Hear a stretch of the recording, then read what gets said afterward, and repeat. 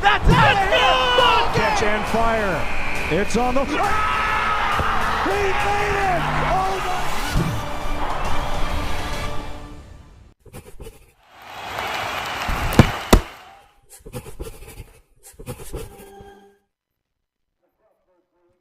Hello everyone and welcome inside of King Stadium. It's Preston Husband alongside Ryan Holzapple, and tonight we've got a matchup between the Marian Knights and the Huntington University Foresters. It's a big game tonight for both these teams. One team trying to keep their season alive, the other trying to fight for position in the conference, Ryan. And the Foresters right now, they need a win in a big way, and this would be a big one tonight. Yeah, absolutely. Marian is one of the top 10 teams in the country in the Crossroads League. They are very dominant team. They are very good. And Huntington, trying, like you said, trying to fight for their survival in this series. Is if they win and Mount Vernon loses, then they do make it to the tournament as one of the top 8 seeds. So Huntington has a huge game ahead of them tonight.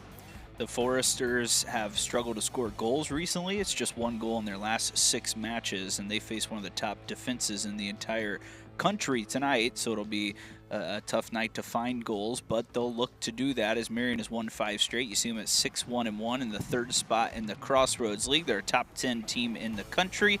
A lot of Division I transfers from the Indianapolis area that come back home, and they've provided a really solid season. One of those transfers is Layla Brown, and she's one of our players to watch for the Marian Knights.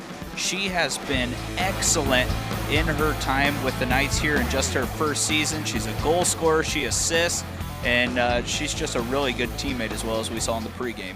Yeah, absolutely. She is full of energy. The teammates feed off of that energy that she has, and like you said, she came from D1, I believe Samford University, which is a pretty good soccer program.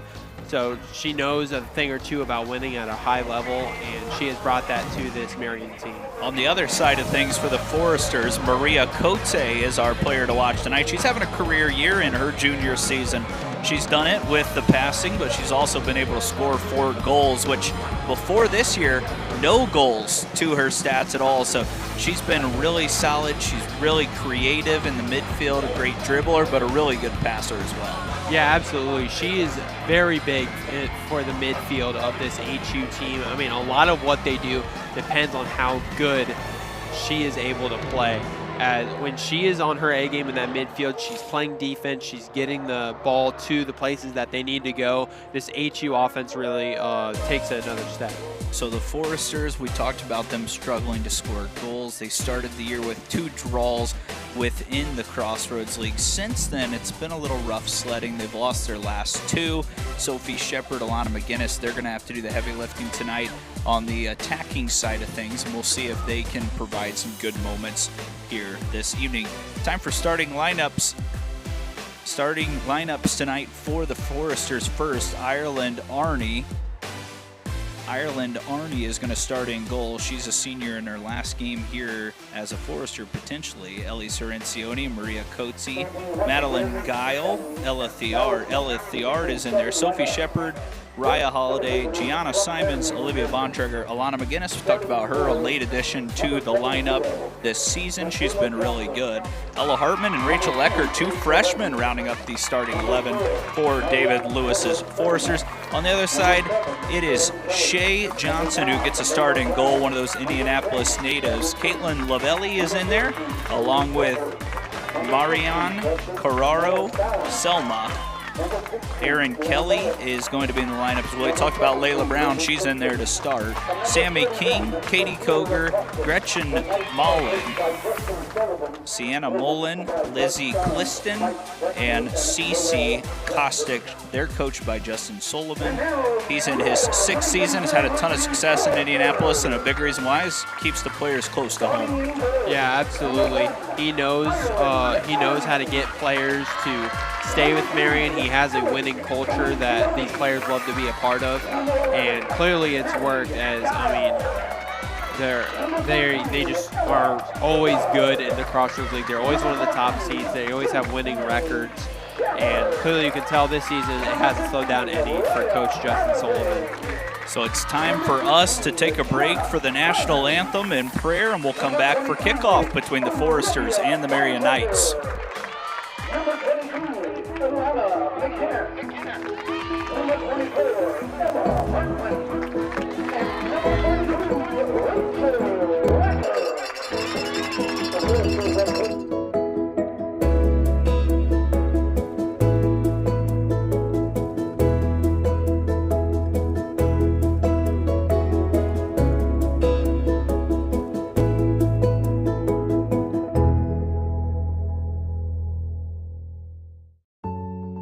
I can't talk, I have a showing. Listen. My clients are arriving any minute. Eleanor. Mom passed. I think it'd be best if you all go to hotels, for Dad's sake. I didn't get to say goodbye. You said goodbye when you never came home.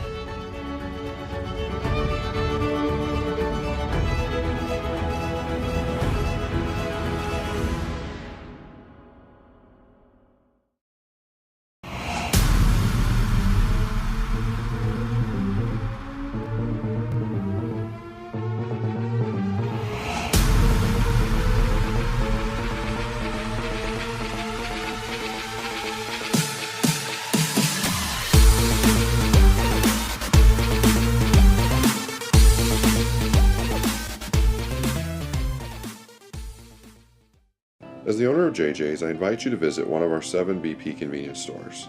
And when you do, I expect you will experience hometown excellence in the cleanest and friendliest convenience stores in your community.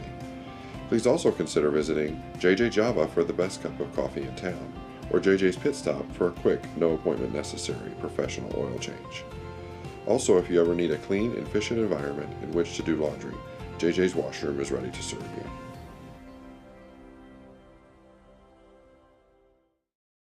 This is how we like to do it.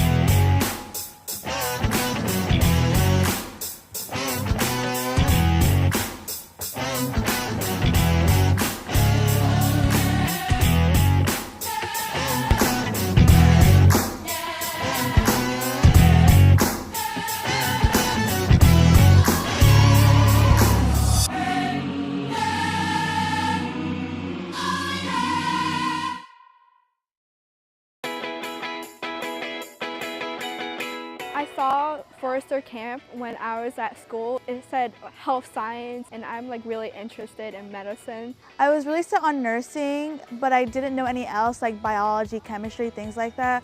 So health science was able to broaden my spectrum and learn more things in the science world. It's opened my mind to a lot of things in the medical field. I'm definitely taking away a lot of knowledge that I didn't have before. Also a lot of new friends. I was also kind of hesitant because like I'm an introvert, but I got some new friends. There isn't just like one set biology you can do, from microbiology to biochemistry. So knowing my options is something that I'm gonna take away. I'm wanting to learn about health sciences and like God is all through health. Like God created all of us. That's pretty freaking cool. One of the greatest opportunities I've had for my profession in the future. If you're interested in something, or if you want to go to college, or if you want to make friends, go.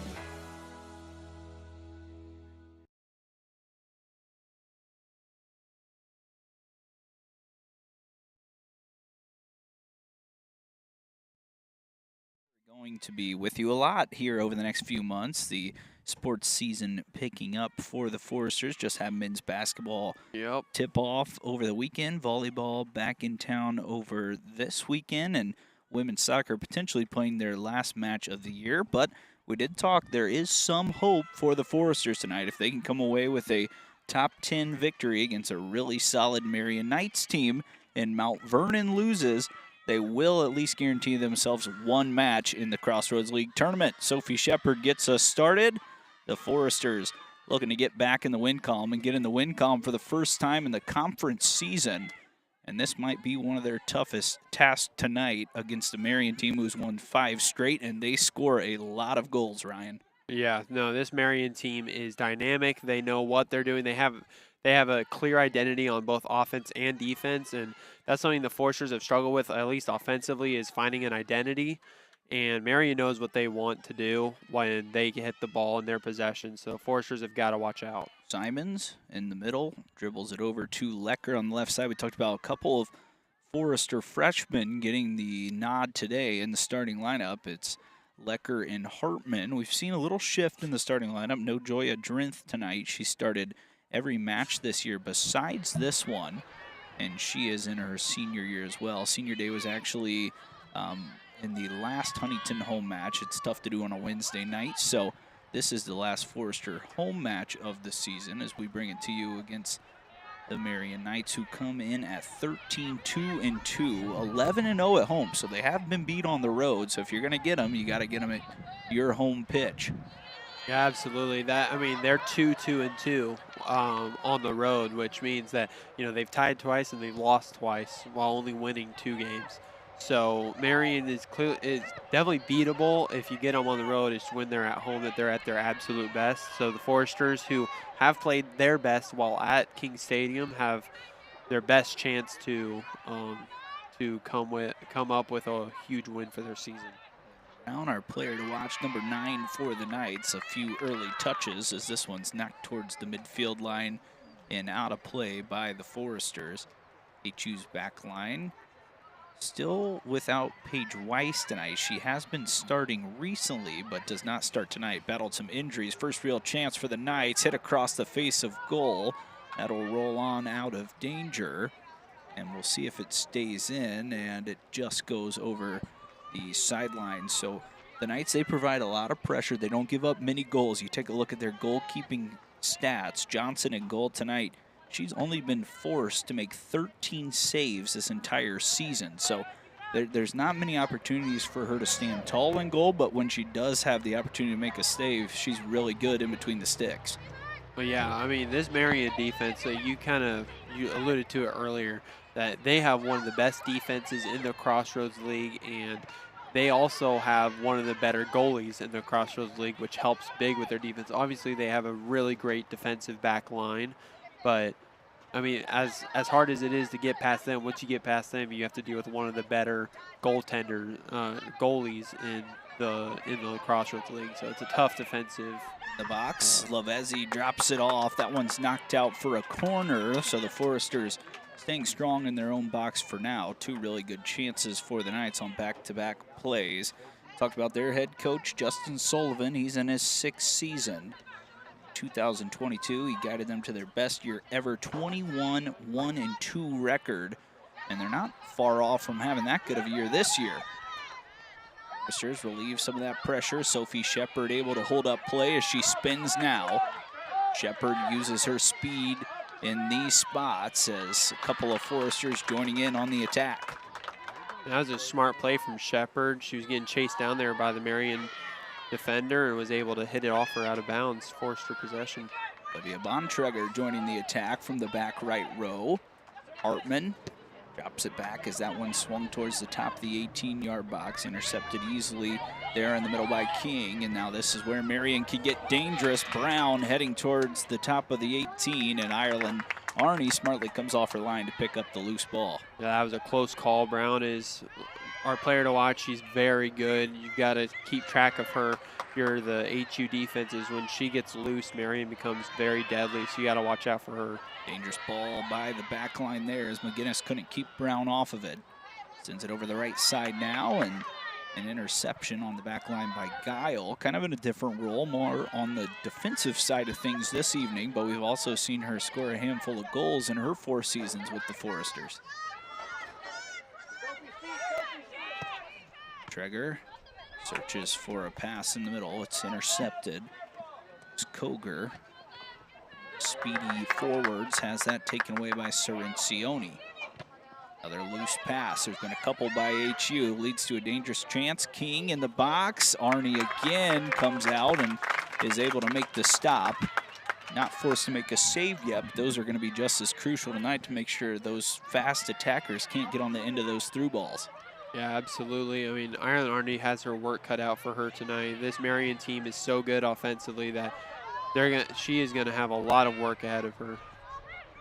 Touches on the back line, but then taken under control, and now back on the move come the Knights. It's dropped off in the middle.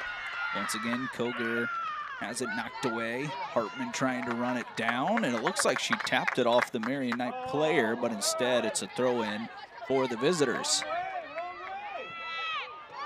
Koger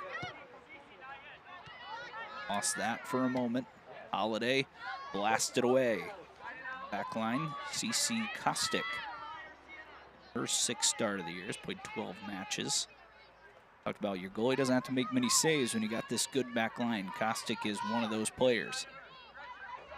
But inside, that one's out for a goal kick. So Ryan, if you look at a match like this, the Foresters are just going to have to hold strong defensively and then maybe get one of these long looping through balls out to Shepard, who uses their speed so well. You get one goal, and then you might just have to play defense the rest of this match.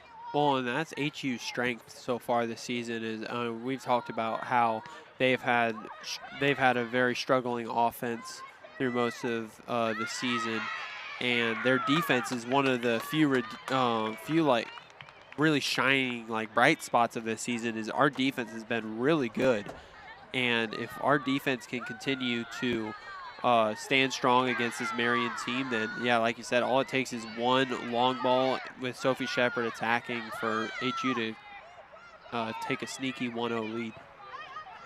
Field for Marian controlling possession right now. Nearly a foul on the back line, but F not have any of it to start. Left side, this is Kelly. Gets past Hartman. Kelly still has it. Hartman tracks back, able to play it towards the sideline, and now Cerencioni will clear away. Brought down right at the midfield mark by King. Dribble back from Mullen, who's under pressure from Shepard. Kostick pushes it forward. Nice run from the defender. Still going past Simons now. Right sides look dangerous for Marian as they get it into the box. Again, the Foresters just drilled this one out of play. Riot Holiday able to safely secure that loose ball. Well, you can see HU having all of their players back on defense and only having Shepard up front to attack, as like you said, they're planning on just staying strong defensively and then maybe getting that one play that gets Shepard on a one-on-one down the field. And using their midfielders here early to really take care of a lot of the possession. Coro Selma intercepted by McGinnis, but Selma gets it right back as she pulls it towards the top of the 18-yard box from the right side, sends it in. One Marian Knight there, and Arnie forced to make a quick save from Koger. Couldn't quite clear that away, and Arnie, who has been so good in her career, makes another save. Take a look at her career stats now, Ryan. That's 54 saves over her last 7 matches. 1.63 goals against, 9 saves in her last match, 415 career saves. So she's been really good in her time with the Foresters. Yeah, she is a very good goalkeeper, and there's a reason why she starts for them and why she started for a while is because she knows how to be that defensive anchor on the HU team, and she does it very well. It's not only good with their starting lineup, Ryan, they've got players that were first team all-conference, second team all-Americans that are on their bench tonight as well. So we'll see how deep they go this evening. Talked about they could jump up to the 2nd spot in the conference, so this is a crucial game for them. And in fact, at Indiana Wesleyan 7-0-1, they could technically be tied for the lead, just depending on the tiebreakers. Get into the box, Layla Brown tries to get it under control, but it looks like it went over the end line. Actually, it's out for a corner kick. It's the first of the night for the Knights, make it the 2nd. And Marian will probably see a lot of these throughout the night as they're being a lot more aggressive on offense, as HU is choosing to go a little more defensive on their approach to this game. Liston goes quick. She gets it right back from a teammate. Now drills one in with the left foot. It's a great ball, and it's a great goal as Mallon is there. Carmel, Indiana native, drives that one into the far post. Her 4th goal of the year. It's a career high already before tonight in goals. She adds on. She's usually the anchor in the back defensively. First team all-conference last year. She's added this to her game this year with now 4 goals. Yeah, and that is a great play from Marian. They got the perfect drop pass from the other Marian player straight in so that she could kick it right past Arnie, who really didn't have much of a chance to block it. That was a great play for Marian. Fourth goal on the backside by Malin. Started her career at Findlay as well. That's a D2 school in Ohio. Actually, the men's basketball team just scrimmaged them a couple of weeks ago, and now another Findlay player here tonight, a transfer, comes in and scores her fourth, and now the uphill battle gets a little steeper for HU. Intercepted by the Foresters. It's just going to go to the back line. The scorer, Malin, swing it over to the right side. With that early goal, now HU has to play offensive, and that is not what they wanted. They're better as a defensive team, so this is a tough start for the Foresters for sure. Koger plays it out wide. Klistnen has it. Talented player. Goes to her strong right foot, now swings it back to her left, plays one into the box. Cerencioni there to greet it, and now Hartman with some space to run. To Theard, first time we've seen her have much of an impact tonight. Cerencioni gets it right back. Sters drill that one out of play.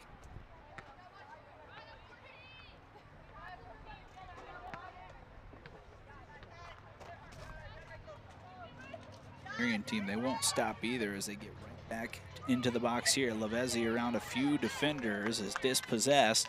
Raya Holiday picks up the loose ball and finds a good pass to Hartman, who's working in the middle, but no midfielder there for her as it's intercepted by King.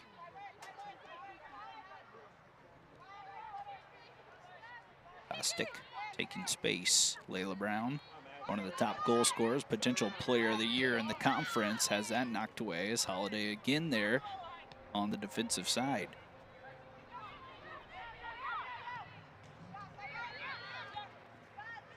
Oro Selma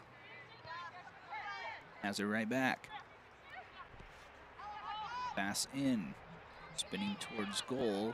Lavezzi took a shot, but well wide. The shots will pile up. We've seen teams do this a lot to the Foresters because of their defensive nature to stay back and not really push the ball up the pitch. They face a ton of shots, and that's why Ireland Arnie, like we mentioned, over the last 6 games plus tonight, 54 saves. So she is challenged often, and she's got to be ready because with the Foresters not scoring many goals, it's hard for them to come back from these deficits. Yeah, absolutely. The Foresters, and that's the problem with the defensive approach, is you have to really rely on a strong defensive play to get your offense going and possibly score. And it allows teams like this who are really good offensively to get off to good starts. King finds a teammate as that one sent towards the middle. Koger looking for her second shot on goal, still in the middle. Finally, Marian able to get it on the left side. That's knocked towards goal, and then Cerencioni blasted away. Pressure is on right now for this Forester defense. Kelly, she cuts into the box, hits one with her left foot. I'm not sure if it was a shot or a cross, but it's well wide anyways, and out for a goal kick.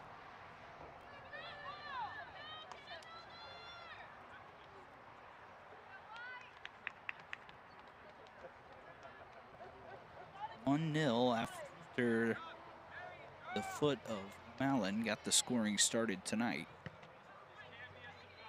You just not able to get a ton of possession here at the moment. Take a look at what this Marian team's done though, Ryan. They don't just beat teams, they beat them by quite a bit. Look at the last handful of matches. They're coming off a 5-0 win against Mount Vernon. Before that, 3-0 against St. Francis. And the match before that, 5-0 against Bethel. So they're outscoring their opponents in their last 3 matches 13-0. And they're tough to score against, and they score a lot. That makes a pretty good soccer team. Yeah, absolutely. I mean, that's the difference between the great teams and the good teams. Good teams have a really solid defense or offense and maybe a pretty decent offense like on the other side, but they've got a really good offense and defense, so they just become that much more deadly, and that's why Marian's one of the top teams. Anna Simon just caught a cleat pretty high on the back of her right leg. See that probably given a yellow in higher soccer leagues, but tonight just a warning. No card yet as Layla Brown uses that speed to get towards the box. Great defense by Cerencioni to knock it away, and then she takes down Brown with the clean clearance. Cerencioni's been really solid. Yeah, I mean, she took that away from Brown, and she's a D1 player, or at least a past D1 player. She's really good, one of the better players in the Crossroads League, and she took it away with her, or took it away from her, I should say, with ease. Cerencioni is a very good defender. Brown's got 14 goals and 9 assists this year. Done a lot of her work in the league as this one's dribbled across the 18-yard box. It's cleared away just as far as Kelly, who goes right back to Brown. She sends one in. It's off the head of Hartman and out for the third corner of the night.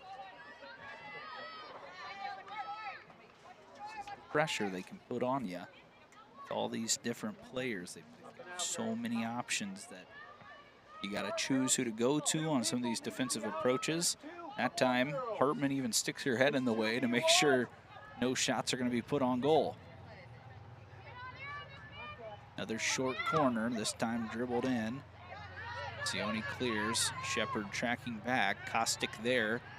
Stops Sophie from picking up possession. She's still rolling into the box. The defender tries swinging it across. It's out of play for a goal kick, and the Foresters will make a substitution. Talked about Marian's player to watch. Now we've got Huntington's player to watch in the match. That's Maria Cote, having a really nice year. 4 goals, 3 assists. Uses that left foot to pass to score, we've seen from the penalty spot as well. So we'll see if she can add to some of this playmaking in the midfield for the Forester attack. Yeah, they need something, someone to kind of change it up and get some momentum for them, as Shepard has barely been able to touch it so far. And I mean, they're really relying on her to score. So if Cote can get the ball to her with the passing that she's very good at, HU has a chance to score. Another dangerous attack down the right side. The Foresters keep it in play for a moment, but then it does go out for a corner kick. This is where Marians live tonight. Been at the corner flag already times, as this is another corner, their 4th of the night. Oh, dribbles. It's knocked away. Alana McGinnis out of the back. She can use her speed to attack as well. Uses a nice dribble to get past the first defender. Alana still has the ball. A long 50-yard run. Now she finds Sophie Shepard. McGinnis making a run. Shepard loses out on the pass. Now Hartman heading towards goal, and it's Jay Johnson there to come out off of her line and grab that. So you see McGinnis is playing in the back, but she's probably the best dribbler on this team. I mean, she's really talented. She's really more of a midfielder and forward. Tonight, Coach David Lewis puts her in the back, and it allows us to make some of those long runs and nearly some magic that we just saw right there. Yeah, absolutely, and they're relying on her to kind of come from that back line all the way up to that forward to try and help them score. She's one of the better offensive weapons on this HU team, and when her and Shepard get going, they are a very good duo. Now, they're a newer duo. They haven't played that much as she's a little newer to the team, but when she can get going and get Shepard involved, the HU can have a chance to score. Schiffley, a freshman, replaces another first-year player in Rachel Lecker. So a couple of changes for the Foresters here in the first 20 minutes. Let's see if someone can spark to this attack. Seeing the Knights in these lighter blue colors, a little different for a Marian team, but a good-looking kit out there. Foresters asking for a handball. They're not going to get one as this one dribbled into the right side. Another chance for Brown as she cuts back to her left foot, and once again the Forester defense there to stop her. That time Schiffley is fouled, and it's a free kick for HU. It is the first time we've really seen HU get any kind of momentum getting going on the other side of the field. As most of the play so far has been on the Forester side of the field, so it's good to see them trying to get it to the other side as well.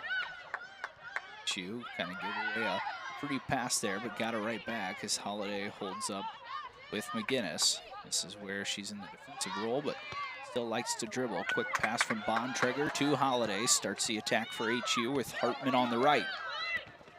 Freshman, slide tackle.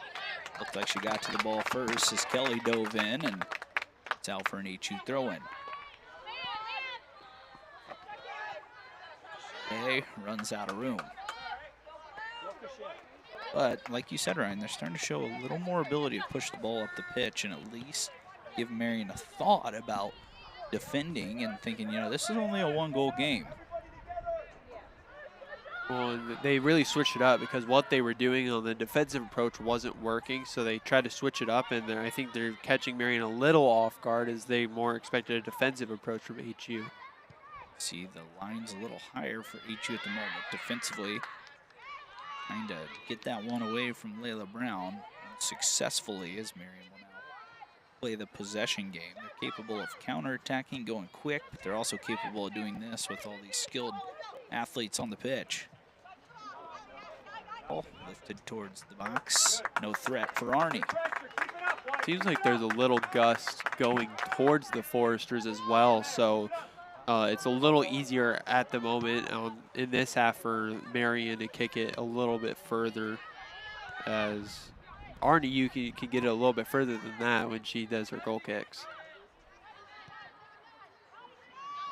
Side Brown has switched over there here over the last few minutes. She was playing top position. It's now been handed off to Lavezzi, who is playing at the top of the formation with Brown working down the right side.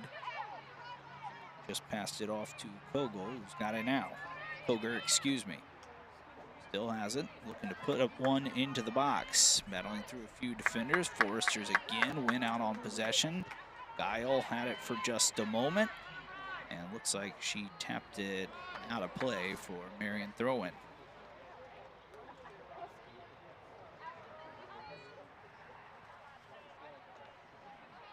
Not the best touch from the Knights, is out for now an HU throw-in.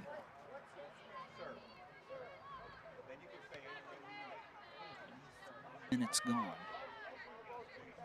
Shots for the Knights. No real threats yet for the Foresters.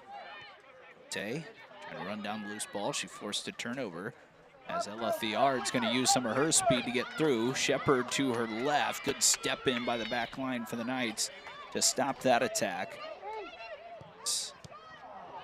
They've done all year long as McGinnis now stops an attack for Marian, and it goes out of play for another throw-in.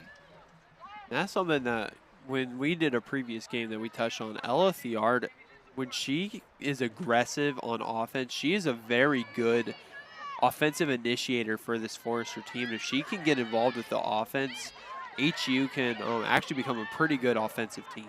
Now one sent in, header on goal. It looked like it was deflected, but Lavezzi did get it towards Arnie, who makes a save. One of the easier ones that you'll see from her, but a save's a save as Shepard using that speed to run it down and has it again. Hartman out in front of her. Choose to go to her left. Good ball to Cote. Finds Theard, who's got a little bit of space. Hartman running down the right. Ella spins away from the defender. It's out for a Forester throw-in. You can feel the energy. The crowd just wants to see this team push the ball and attack and have a chance at scoring. Done that a little more here over the last 10-15 minutes. And knocks that off of Kelly, and it's another Forester throw-in.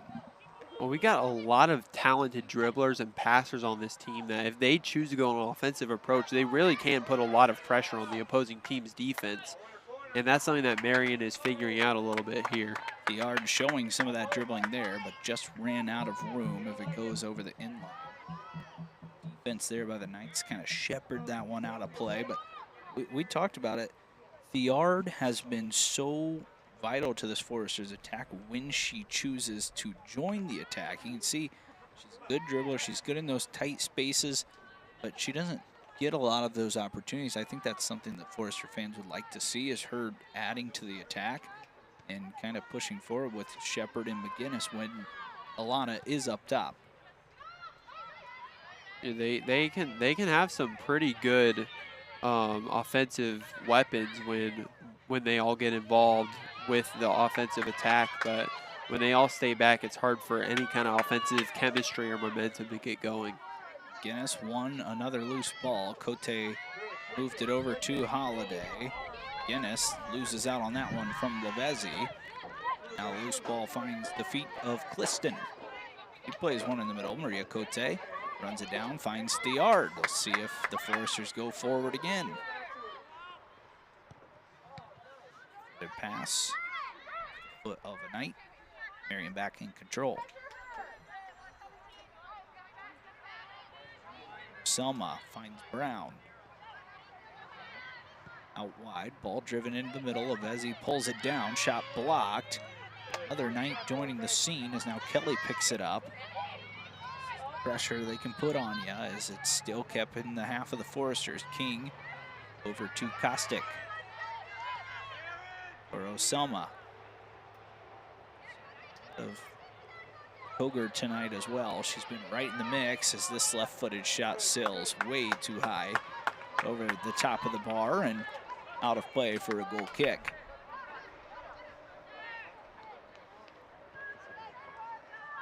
HU's really picked up their precision on their passing. As the beginning, they were doing a lot of sloppy passes, giving up a lot of possession time to Marian, and now you can see that they're really having a little bit of crisper passes. They're staying with their offense, or at least trying to.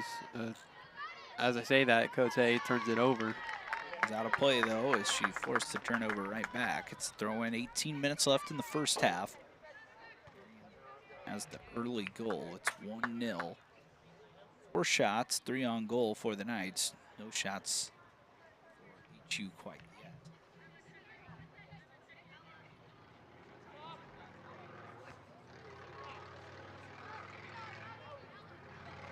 Keeping track at home, and you're a big Huntington University men's soccer team. They're up 2-0 now. Jairtinho just scored another goal in the Marian game. Sam Dolabaipu scored the first one, so they're looking to win the Crossroads League tonight with a win and a Grace loss or draw.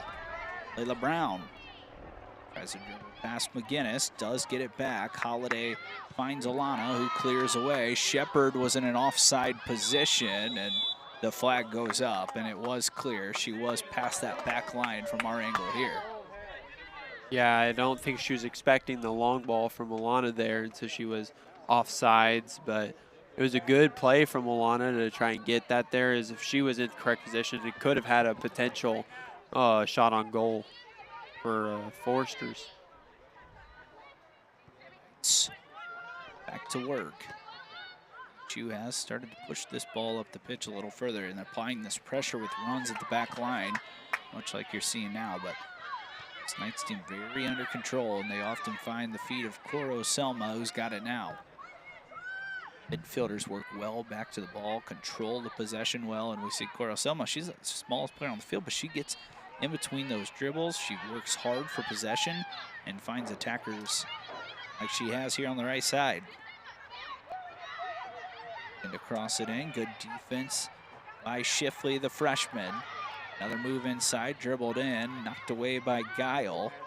This ball won by Maddie, and then knocked out of there by Cote. Foresters are really staying strong in the second half of the first half of play, as they are really keeping Marian from having any chance of getting a shot on their goal, and their defensive line has really picked up, as well as their offense, so it's good to see from the Foresters a little more aggression. So this is what we're talking about a little bit. Take a look at how good the starting lineup is. Then you bring someone like Naomi Walters off the bench, who is a second-team All-American 2 years ago. Has been a goal-scoring machine in her time at Marian. 31 goals in her years at Marian. It's her 5th season. 2 goals so far in the Crossroads League. She's got 9 total on the year, 6 goals last year, 16 goals 2 years ago. We talked about the second-team All-American and first-team Crossroads League player, so it almost seems like if you're the opposing team, man, that seems unfair. They can bring in an All-American off the bench, and she's not even in the starting 11 tonight. Yeah, this Marian team is very talented. They've got a lot of depth on this roster, and it speaks to their record and where they are in their Crossroads League right now, just how good their entire roster is. A couple of changes for the Foresters as well. Make it just one. Jillian Sutton came in for Emma Schiffley, Sutton the senior, playing in what could be her last career match here for the Foresters. Under 15 minutes left in this first half. Knights applying more pressure, driven into the box and then hit towards the face of goal, but out of play for another corner kick. The fifth of the night. The fifth of the night, that's correct, for Marian. Like I said at the beginning of this game, they will be seeing a lot of those, as Foresters are a more defensive-minded team, so they will be making Marian play from the corner quite often. Going to this short corner a lot. They do it again. This is swung in with the left foot. Walters almost added to her really great scoring record, but it goes out for a corner. Second defender! Send a second defender! There you go, so. Walters, also a tall player, 6 feet tall. That is a huge advantage in soccer, being able to get the headers over others, being tall. So that's a great player to have as an attacker. Nearly was able to rise up there, but Cote headed it away. Sutton running after it, and then Guile knocks it out of play.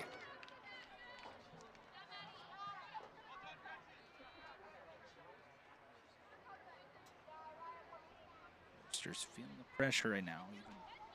Shepard tracking back defensively at the moment to kind of try to relieve some of this. Across sent in, a good one, but too tall on the backside for Cliston, as she'll be able to run it down.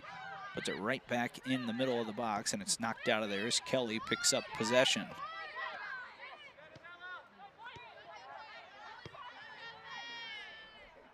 Touch passes directed over to the right side, and the defender Kostick. Selma pushes it out right. See how well his team moves it back and forth. It's so hard to defend because constantly passing to the open player.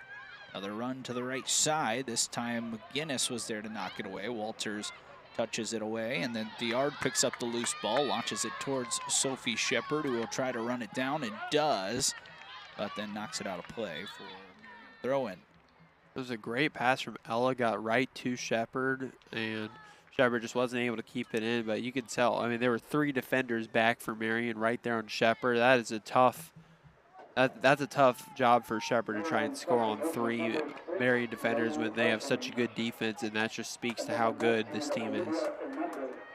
Toya Drenth in for HU as Ella Hartman's going to take a break. Other side, number 19, Olivia Hernandez.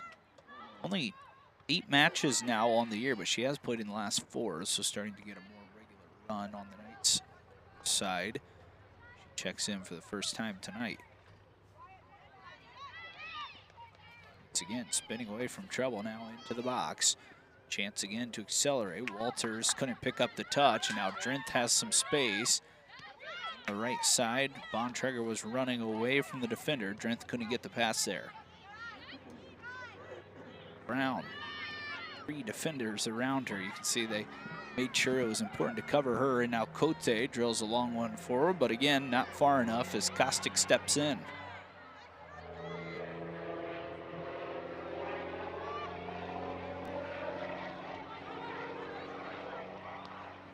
Both sides of the pitch extremely well, and Kelly, the defender, does this really well. She still is dribbling into the box and now knocked away by HU.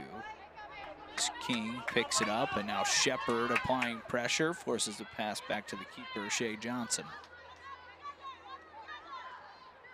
Watch her, you'd think Sophie Shepard never runs out of energy. She's always trying to make these long runs to make things tough on the defense.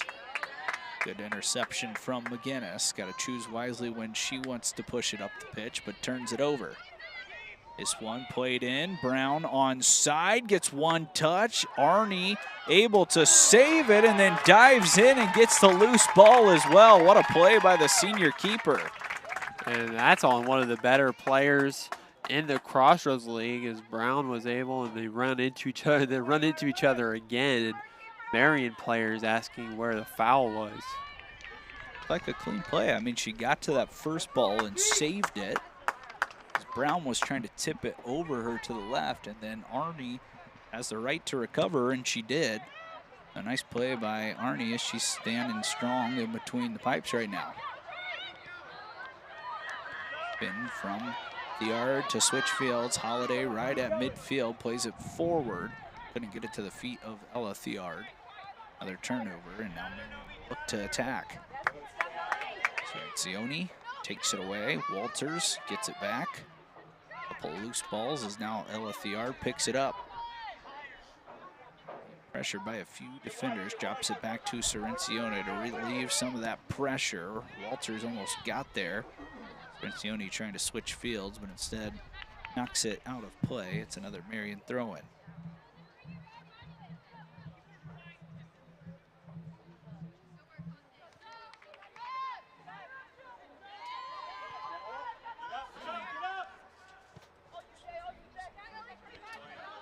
Add the pressure. Drenth does that. Nearly forces a turnover. Pitch. Shani has seen a lot more of the ball recently down the right side and also in the middle. She's got that knee brace on, number 6 for Marian. Action right now, and talked about this is a deep team. That's why they're so good and so much success over the last several years. Right within their area, these big Indianapolis schools, you know you can find great athletes, and then you get transfers to come back to the area as well. Walters roaming in the middle, big frame.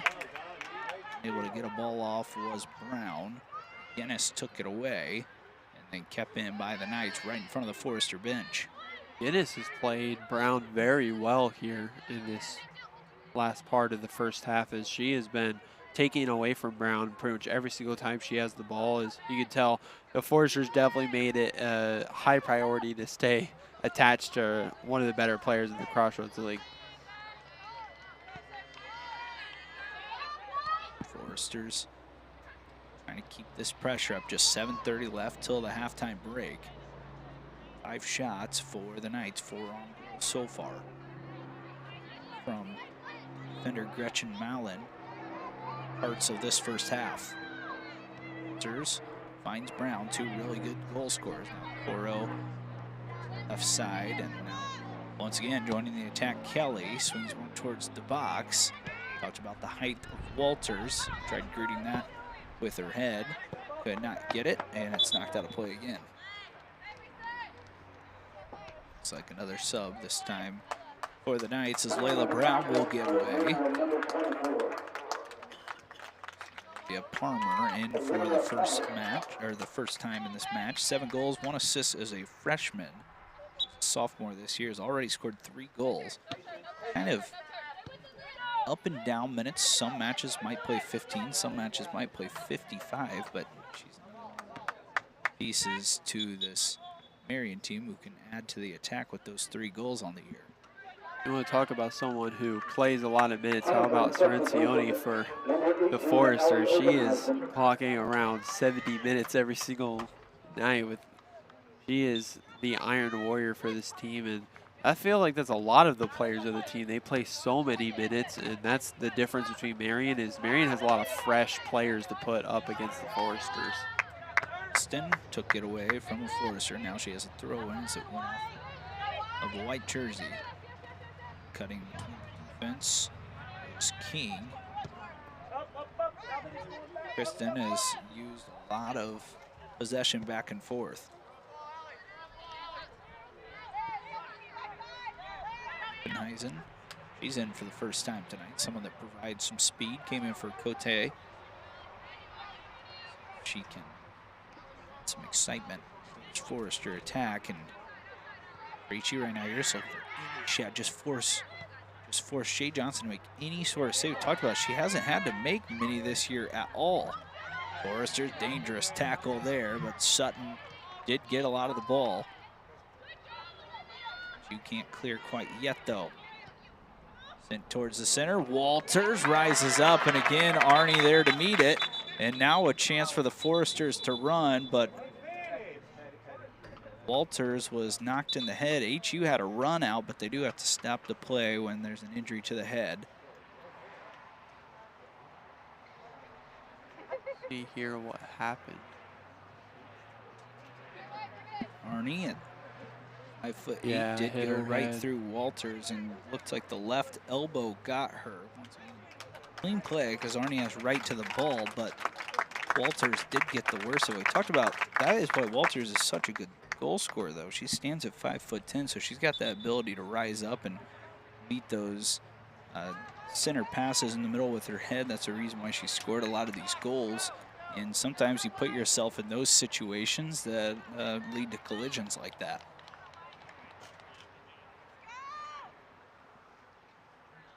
And it was an unfortunate break for the Foresters, as like you said, they had a run that could have gone going after Arnie passed it to the Forester defensive line, who had a whole field open in front of them, but you got to stop the play when there is an injury, especially to the head, because she definitely took a shot there from Arnie, who was just saving the shot. So Walters will sub out. Probably get checked for concussion, as we've seen throughout our home matches here. Anytime someone has a head injury like that, go through concussion protocol before they can get cleared to go back in. That's pretty much the standard for any sport nowadays. That's the case for Walters at the moment.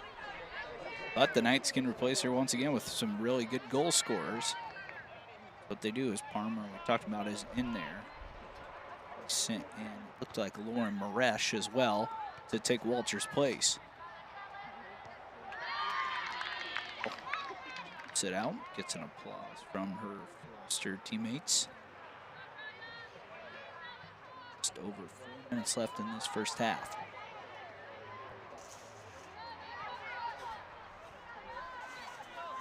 Pass. A dangerous attempt here for the Knights, all the way in front of goal. Holiday was there, headed away from Drenth, who's now fighting defensively. Pokes it out wide to Guile, who once again clears away over the inline, or the sideline, I should say. Forester line staying strong here, keeping Marian from even having a shot on goal.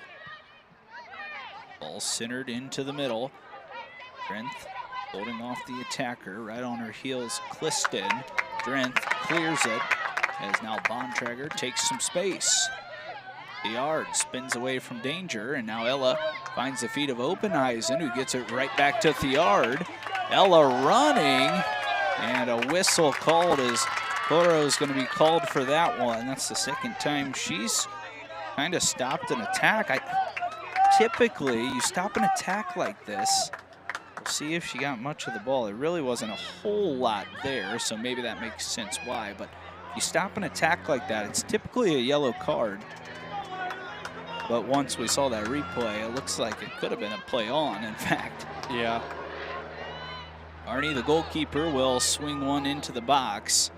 And unfortunately for HU, it doesn't really cause any sort of threat. Johnson forced to go get the loose ball. She's yet to be challenged tonight. HU wins out on a loose ball. Shepard. Teammates there, wins it back. Cuts back to her right foot. Sophie nearly taken down, finds Drenth. No career goals for Joya. Doesn't look to score a whole lot. Drops it back for Openheisen, and then knocked out a play off the back line from Klistman. Like the HU offense just was kind of just standing there. You could hear some of the spectators saying, you know, you got to get up and help Sophie. She was kind of on a 1-on-4 at one point there. And your HU, with only 2 minutes remaining, you got to try and score this last second, because tying this game up going into half would be a huge shift of momentum. Drenth crossed over by Kelly, and now Cliston clears away for Coro. Forester's now tracking back as they use this back line so well to attack. Unable to keep it in as the pressure does force a turnover. Kostick ran out of room.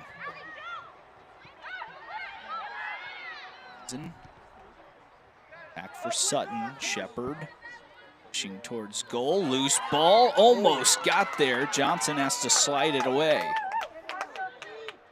That's the first close call for Johnson, which is a good sight for the Foresters to see that she's at least having to work a little bit. Forrester switched the field with Bontrager. She's under heavy pressure. 2 players there and now sent forward. This could be a shift in the momentum here as that shot goes just wide. The speed from Palmer, she almost collected her 4th goal. Instead, it's over for a goal kick. McGinnis did just enough to keep her out of a real dangerous position.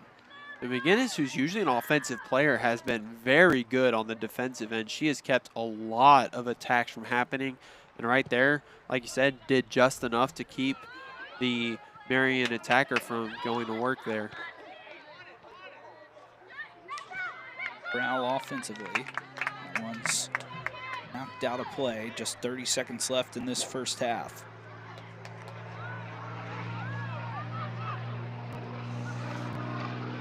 Forrester's maybe a chance to grab possession and then take one long shot here. Now 16 on the clock. Drenth pushing forward, knocked out of play. They get a ball quickly. Bontrager into the middle of the pitch. Bounces over one defender. Finds Theard, who knocks down a player. Holiday takes the first shot of the night.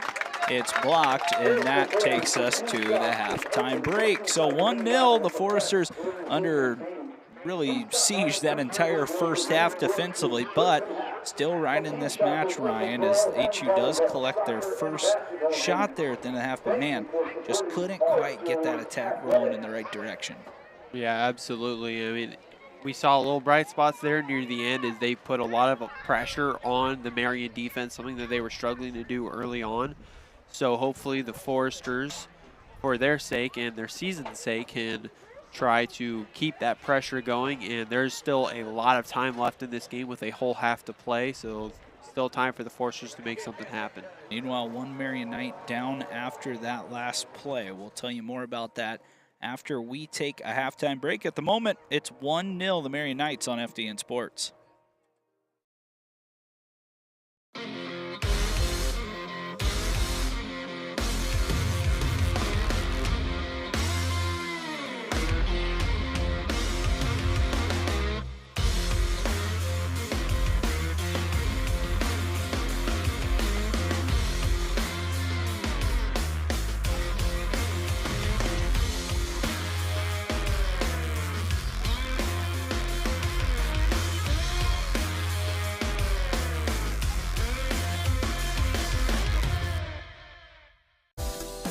Me and Forester camps is definitely a lot of fun. Fantastic. Telling. Something that everybody can find something that interests them. A space to learn new things in a safe environment. To me, Forester camps is getting to be a home away from home, I guess. You learn a lot here and you learn it well. I plan on being an author once I'm done with college, so this seemed like a really fun opportunity for me. It was just glad to meet new people in general and just kind of enjoy the workshop and just take away what I can from it and make myself a better writer. That whole thing about how to write for musicals, I'd never even thought of that before, but that was awesome.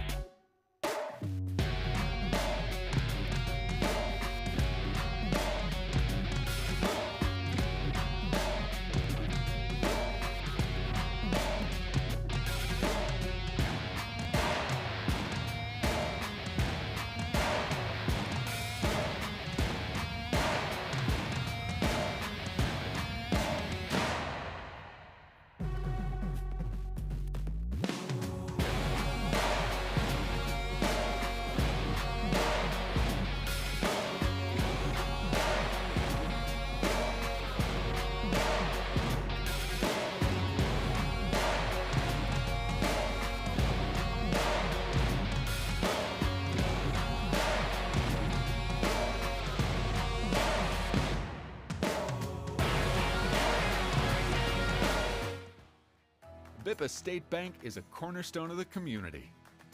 Our banking building blocks were assembled in 1911 and haven't differed much since then. We still stay true to our local roots, aiming to support, uplift, and celebrate the citizens and businesses of Huntington. As proud lenders to and patrons of our local businesses, we make our community an even more prosperous place. And when you support local banking, you play an important role in Huntington's success stories. No matter what financial products you may need, your business is an invaluable opportunity for us to strengthen our relationship with Huntington, which we're fortunate enough to call home. BIPA State Bank is banking at its best. We believe in community banking. Forester Camps is making new friends.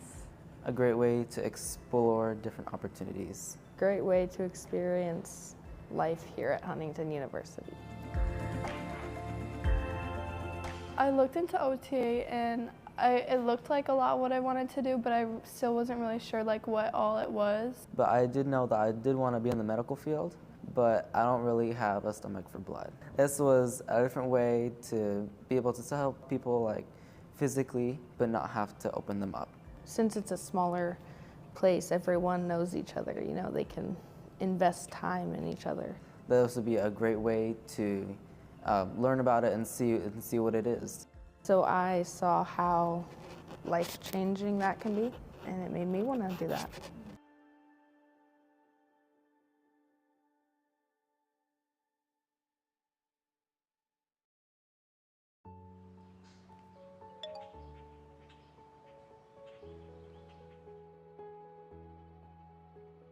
Hey. I can't talk, I have a showing. Listen. My clients are arriving any minute. Eleanor. Mom passed. Right, what? On that note, I think it'd be best if you all go to hotels, for Dad's sake. I'm Eleanor. You remember me. This is my husband, Raphael, and our daughter, Dahlia. No. Thank you, Eleanor. He's got memory loss. He's not deaf. The house is in Dad's name, so he's the one who has the right to sell it, and that will be full of red tape. There has to be something I can do.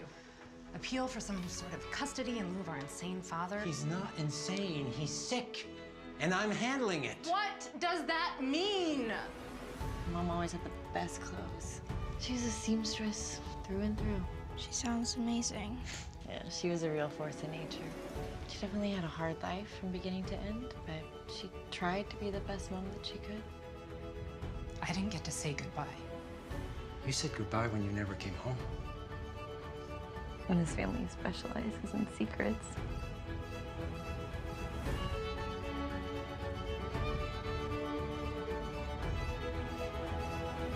I'm sorry. Sorry.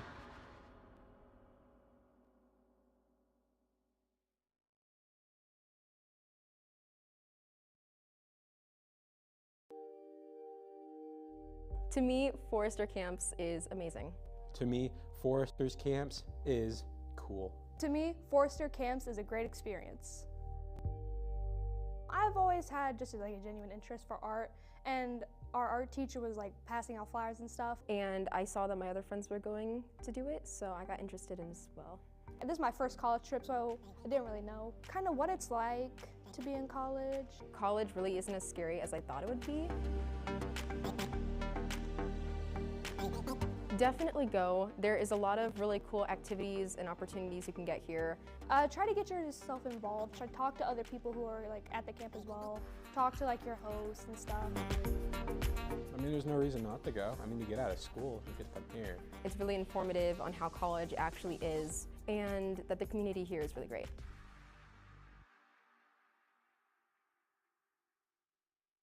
Scene 3, take 4, A only, Mark. 3, 2, 1, take off!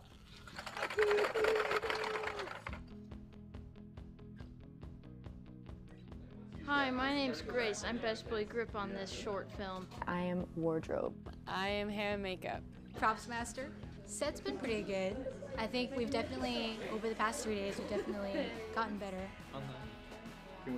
It's fun seeing everyone together and working hard, and it's really cool to see the professionals doing what they're doing. It's been a lot of fun getting the shots, just kind of being creative and figuring out where to like fit the boom in shots, you know, and like work around what camera's doing. So yeah, I've been really enjoying that though. It's been fun. I'm in a department that I haven't been in before. I feel like it helps me get a more well-rounded experience. I was on both feature films that we shot, and now this, and I finally feel like I know what I'm doing, and I'm just having a great time.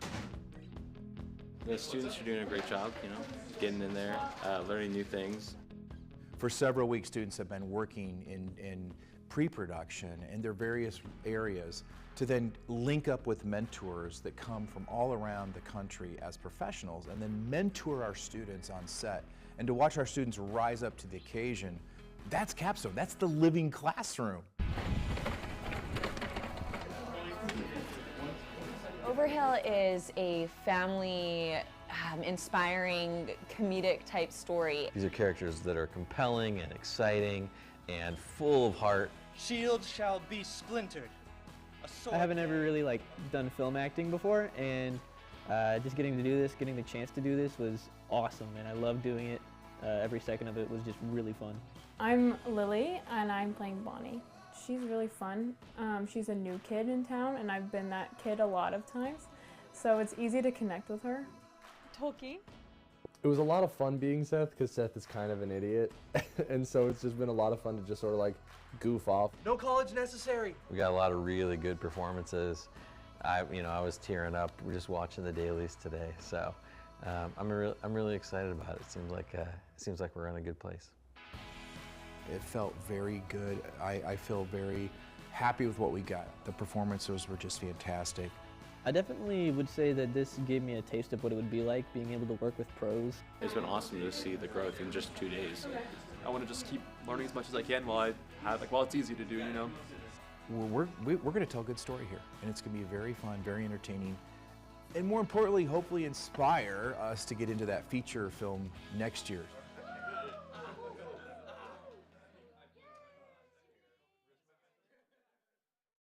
My name is Nicholas. Welcome back to King Stadium. It's Preston Husband and Ryan Holzapple.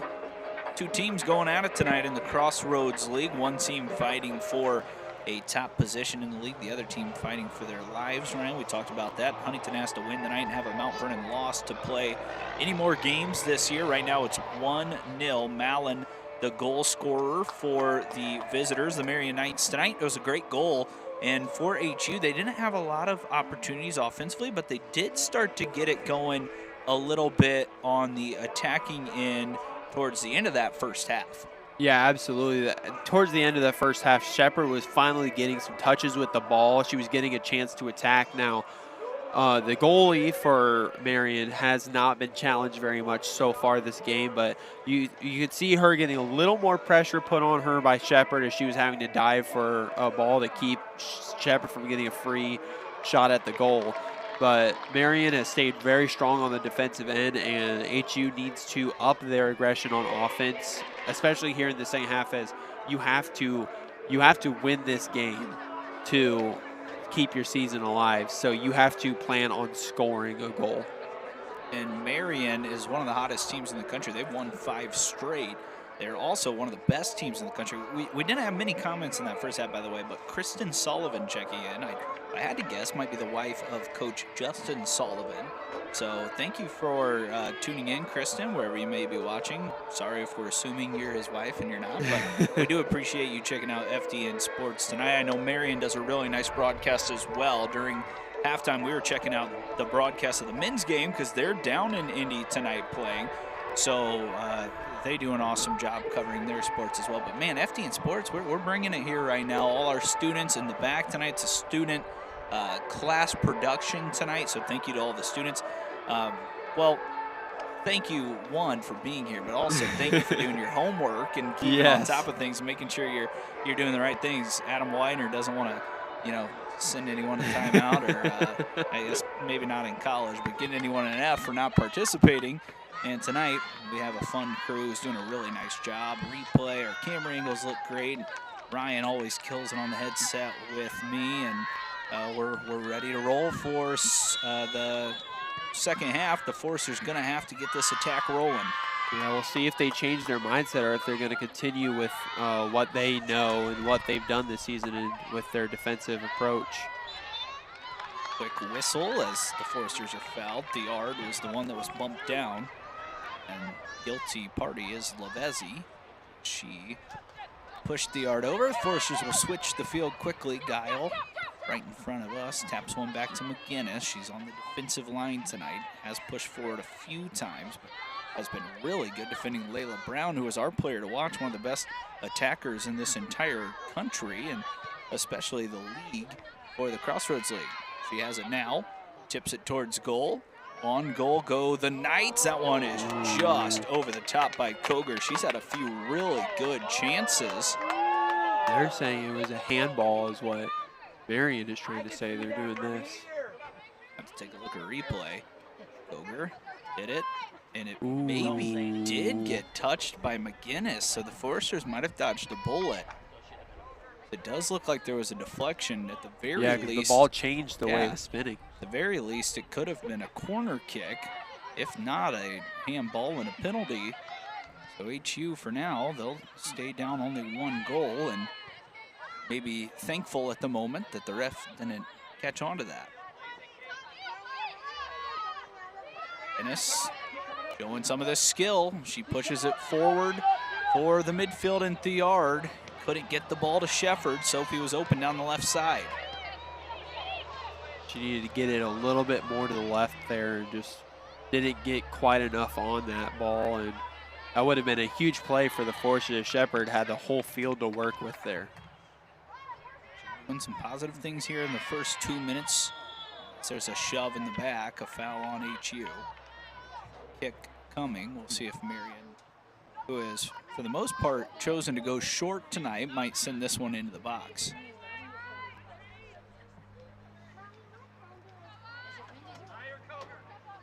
Ston over top of it. Been busy on the left wing down here on our side, and now she'll be busy on the left wing right in front of her bench for this second half. She lifts one into the box, a driven ball to the front post. That was headed back to McGinnis, who was able to get it to her teammate in Arnie, who makes the easy catch.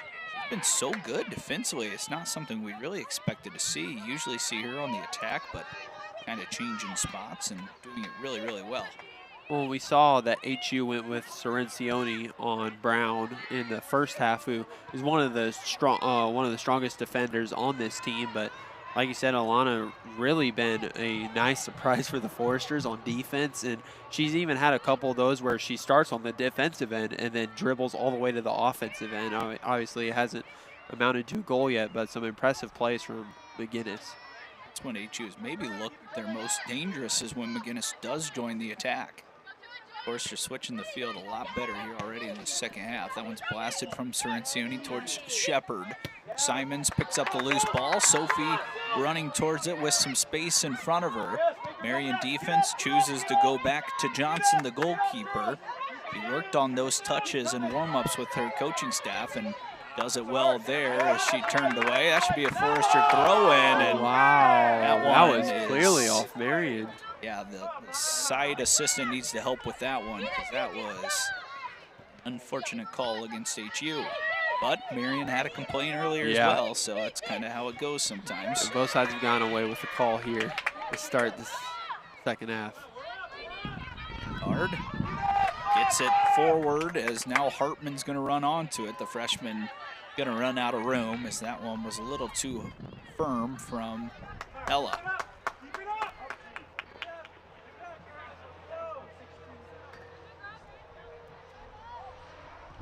Knights very comfortable with playing this style right here, playing out of the back, but Shepard does apply pressure. Bit of it was caustic. Cirencioni got a touch to it. It's eventually picked up by Lavezzi, who pushes it forward for Brown. This is where she can become so dangerous. Layla trying to get to her strong right foot, puts one in the center of the box. Simon's there to respond defensively. And then Thiard blasts it forward. Shepard's got some room if she can get there. 3 defenders with her. Sophie pulls it back. No defenders or no offensive players coming. And Shepard draws a foul. No real reason for the Knights to foul here. They had 3 players behind. Yeah, that was an unnecessary aggressive move from Marian. Like you said, they had 3 defenders there, and now the best chance for HU to score on the night. We'll see. Cirencione has scored her first career goal this year. She has also assisted a few goals as well.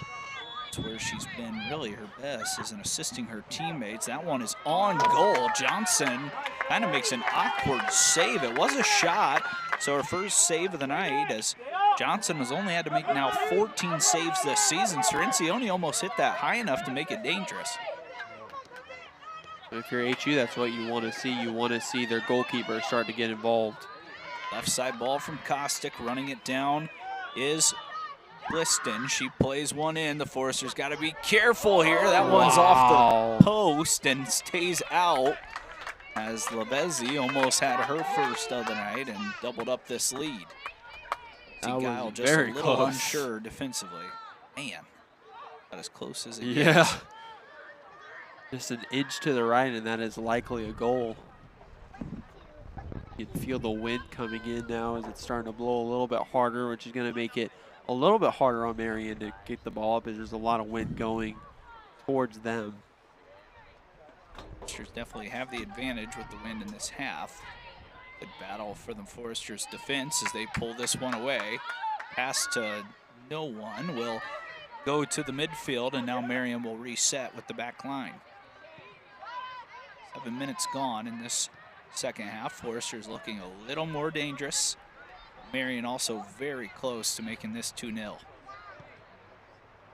Well, if you're the Foresters, with how Marian is playing, they have 3 players back, so just having Shepard isn't going to be enough to really get any kind of offense going. You're going to have to send at least 1 or 2 more players to kind of even that out, because Shepard could score when it's that one-on-one, but as soon as there's 2, even 3 defenders, then it becomes that much harder for Shepard, and they're kind of relying on her to score.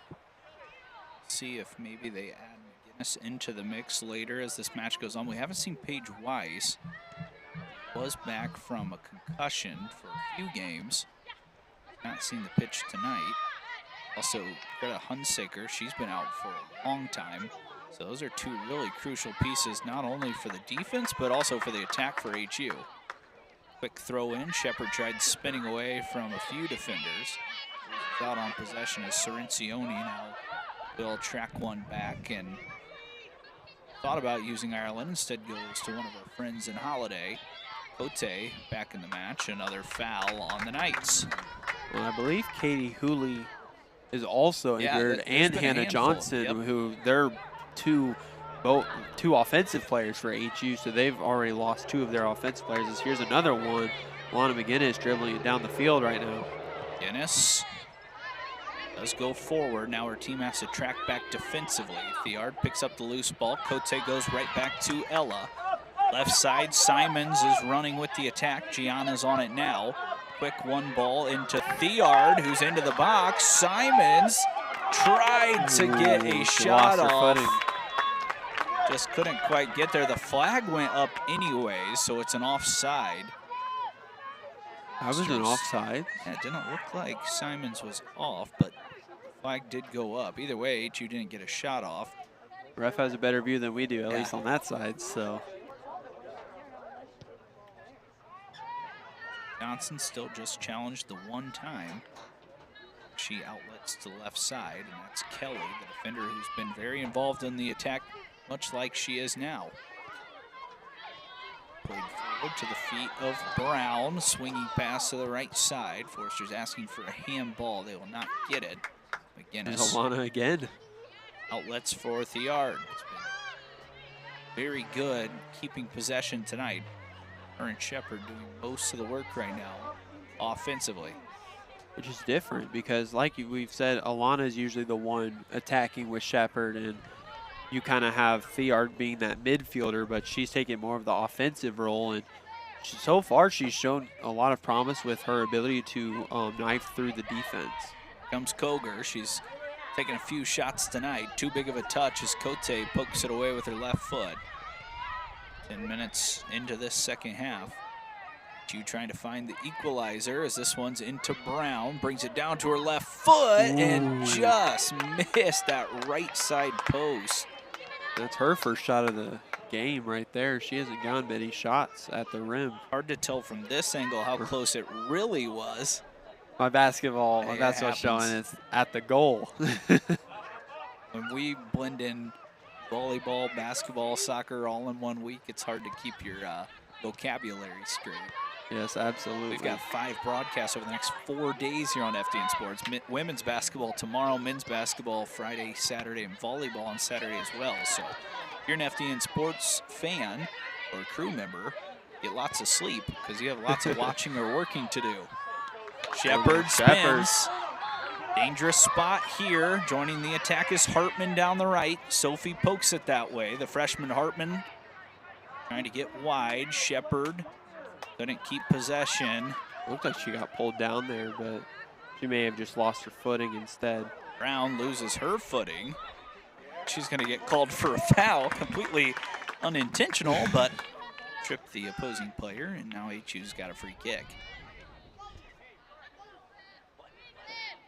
You can tell Brown is playing a little bit more frustrated playing because these HU defenders have just been glued to her all night. She has barely been able to touch the ball around the opposing team's goal, and that's a struggle for someone who usually is so good at attacking and scoring. Good ball from Cirencioni to the left side. Thiard running to it. Defender goes down. Ella plays it off the defender and out for a throw-in. Still down on the pitch is a Marian Knight. Heads up play from Ella there to keep it HU possession. Lustig got up a little bit unsteady. I'm not sure if her legs were not feeling good or if she was hitting the head. She's still a little wobbly out there. I don't know if someone should maybe. Yeah, she's holding her head a little bit as well. Usually they're pretty good about catching things like that, but we'll see how that goes the rest of the way. Brown running forward. She's going to try to get it back. McGinnis using that speed to get in front of the dangerous attacker. Layla gets to her right. Nice save by Arnie with a right hand to keep it out of net. That is a perfect save. Just got right to it with the one hand. And that is a beautiful play from Ireland Arnie. Brown, one of the best goal scorers in this conference, denied from one of the best goalkeepers. Over 400 saves in her career. She makes another big one there to just keep it a 1-goal lead for the Knights.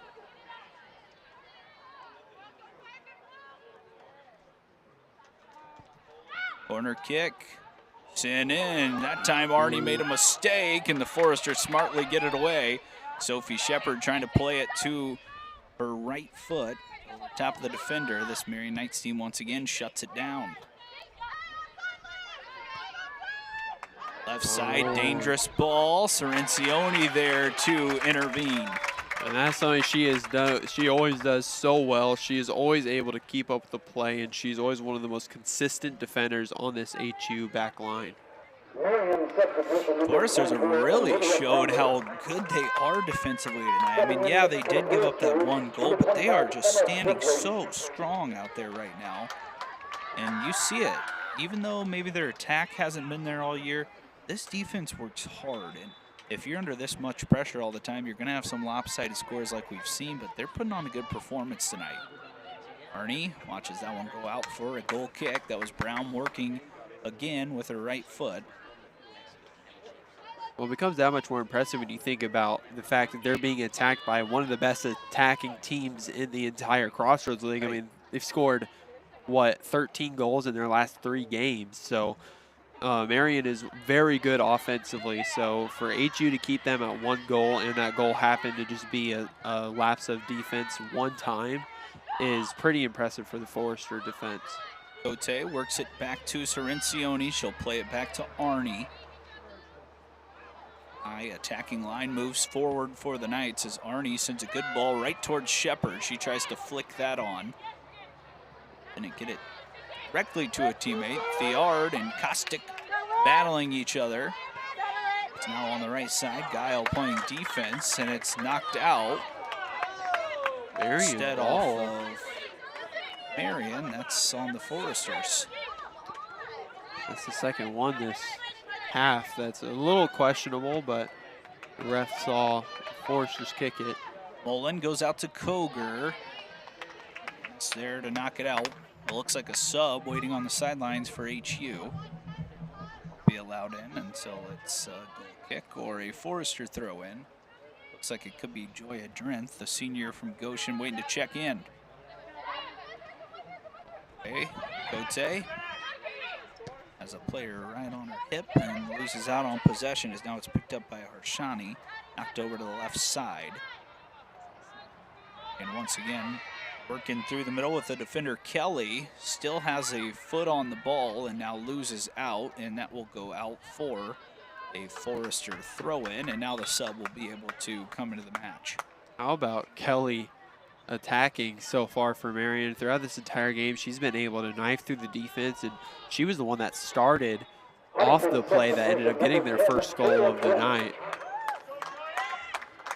We'll see if Joya Drenth can come in and add some different variables to this attack. Joya, not really a goal scorer, has not scored a goal in her career, but very tough in the midfield, very strong in the midfield, and picked out some good passes in her first run of play in that first half. Less than half an hour left in this match for HU to really make something special happen.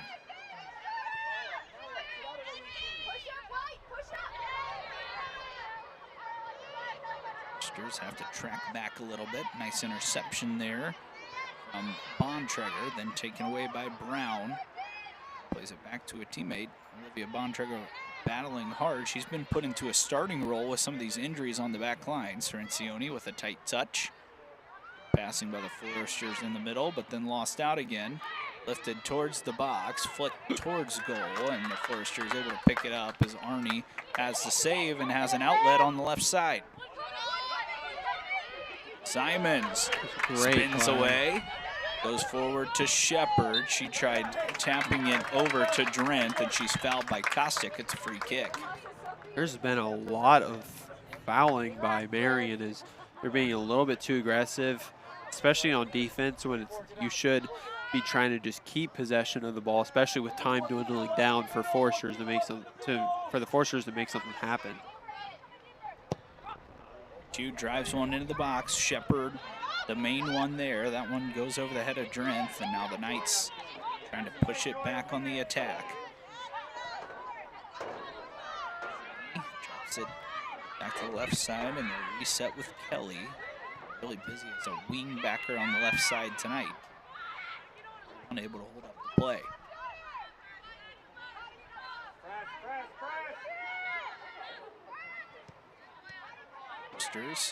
Nearly have an interception. Thiard couldn't get a touch on it. It's a great outlet for Brown.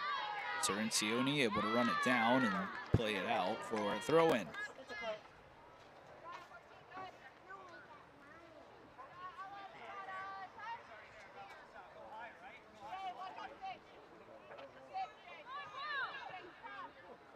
They've gone back to Cerencioni on Brown, one of the more consistent defenders, as Brown's been getting a lot more touches here in this second half. Guile knocks that one out of the box.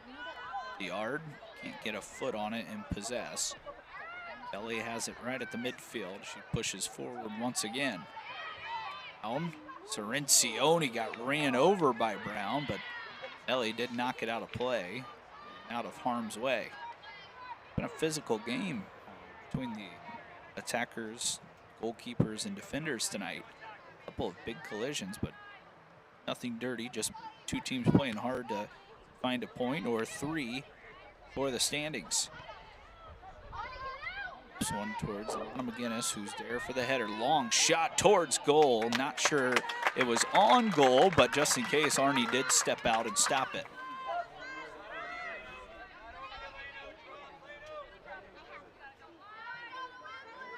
Eventually, the Foresters are going to have to ditch this play style and try to go get a goal.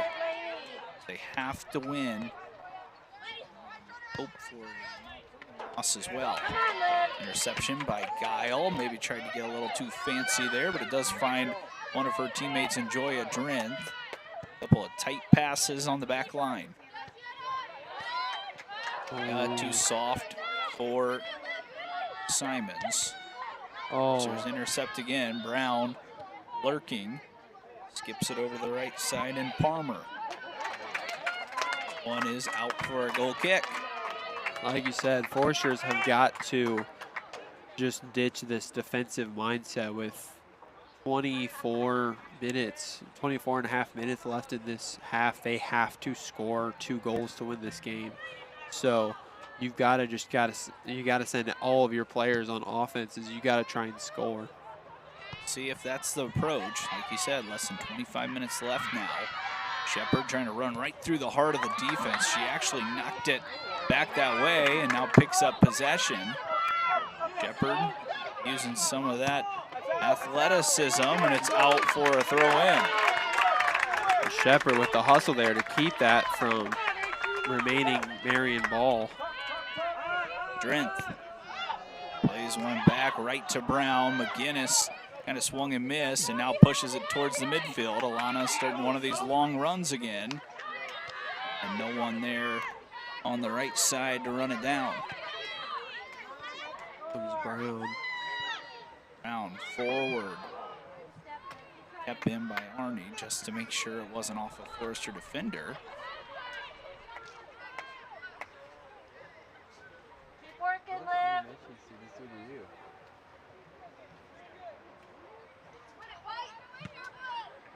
Drills one towards the field. That one bounces too tall for Shepard. Look at all the players now behind the ball. And that's what they have to do. I mean, at this point, the Foresters' only chance is to just play offense, so why not have most of your players back, especially when the few offense players you have on your team have been so effective. Long ball sent down the left side. Cirencioni gives it a look as it rolls over the sideline. Forester throw in. Sub waiting to check in for the Knights. Not seen Naomi Walters re-enter since she injured her head in the first half of collision with the goalkeeper Arnie.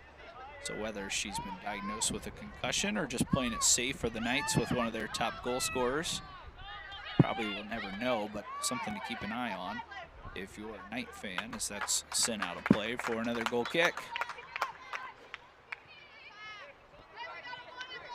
Hope for Walters she's not injured, because this Knights team, with their starting lineup and her off the bench, if they have both of those players, then, or all of those players plus Walters, this team becomes pretty deep, and they already are. But man, you can add an American off the bench, and you can go on a long run like they did in 2022.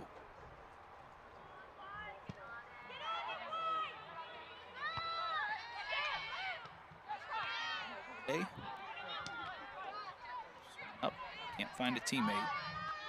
Being right in the middle of the pitch, has control. They find Jenny on the right, who resets possession in the back.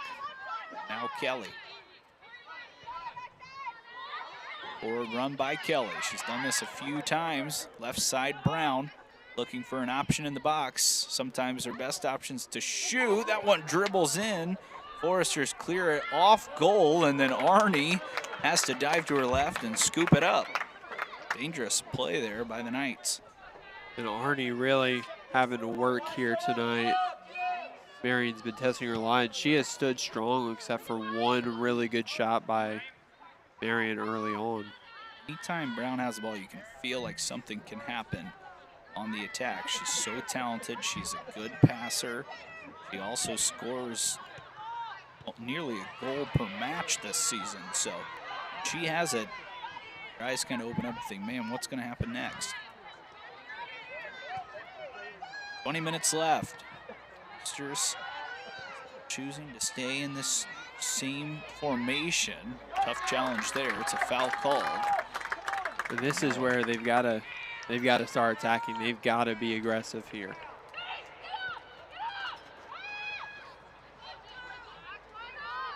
Guinness lifts one towards Shepard, who turns towards the box. Goalkeeper Johnson a little unsure if Kostick was going to take a touch, and she's able to pick it up. Only been forced to make one save, and it was really about a 35-yard shot by Cirencioni. Marian team, their goalkeepers, they just do not face many shots at all because of the stern defense on the back. See Kylie Conrad in the middle of the pitch. Haven't called her name much tonight. Indy area native from Brownsburg, Indiana. She's really, really solid. 15 matches this year and a goal and an assist. All of those matches off the bench make it 16 matches after tonight.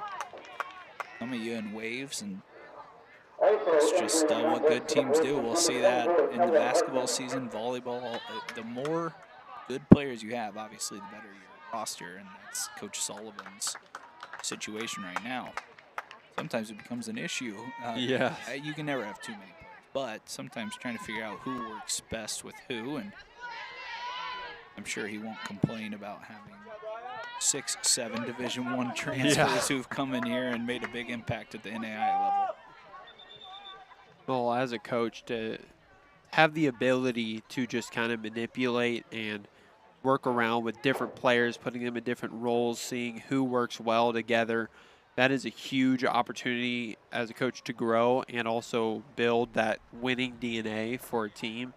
And to have that many players who are good enough to make the starting roster of any other school's lineup is really good, as Brown has a really good chance.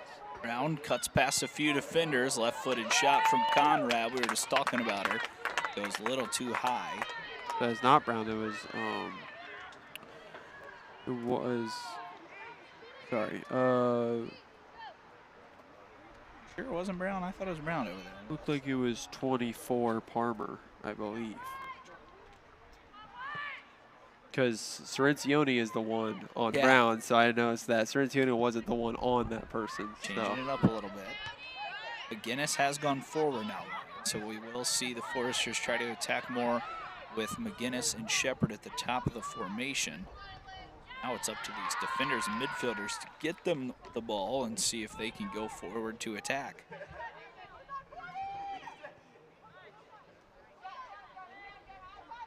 Foresters trying to hang strong defensively. This one lifted towards the back post. Dangerous ball, and it's out for a goal kick as the Foresters really strong on that back post to make sure a Knight couldn't get to that. Really dangerous ball put into the box here by Marian. Yeah, very good chance. She just good defense there by the Foresters to keep her from getting a touch there, as that could have been an easy goal for their second of the night. That was Mullen chasing after her. She scored in their last match against Mount Vernon, so she knows how to put it in the back of the net. Nearly had a chance to do it there. So it's Thiard, Cote, now McGinnis and Shepard at the top of the formation. Simons, who had a nice track record of scoring earlier in the seasons, over on the left. Offensive role. See if this change can make a change for the Forester attack. Forward, Cote pulls it down. She'll have Simons join the attack on the left. Gianna finds Cote, who is left-footed, tried spinning to her right. Now playing away from the attack. Holiday has to reset with Cirencione. They'll try to switch fields. Lifted forward to McGinnis. It drops to the feet of Thiard. Shepard, one time in the middle. Not get the touch she wanted there. The right connection on that pass. Back the other side. Cirencione chases it down and plays it forward. This time out of play. 16 minutes left. It's a Marian throw-in.